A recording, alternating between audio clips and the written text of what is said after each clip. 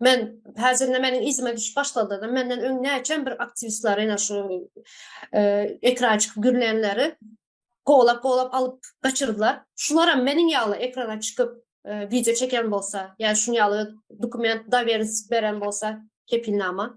Şu zatlar ene bizler izinde durup bilerdik şunu ene nemeler, prozajniklar izinde durup bilerdi.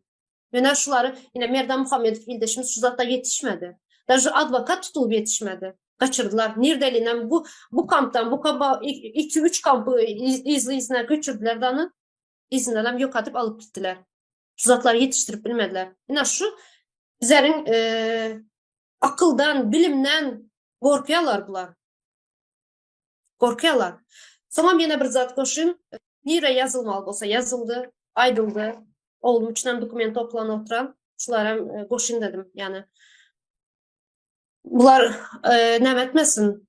Sessiz kal otur dem. Sessiz kalam yok. Yazılmalı yere yazılı otururlar. Yazı otururlar. Şu oğlum içinden dokument toplan. Hemme SMS'ler hem var. Bizlere oradan. Ses sapisleri hem var. Hemme zadı var. Uç gidecek yerine gitti yani havarımız olsun. Şunu koşayım dedim. Ben hazır başka koşacak zadım yok çemen. Köp sağ ol. Çağıranın için gepleşine.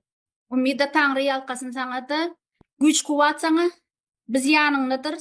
Näme bolsa da näme bolsa da harekete bereket diyorlar. Devam ederiz. Yine de açacak zadım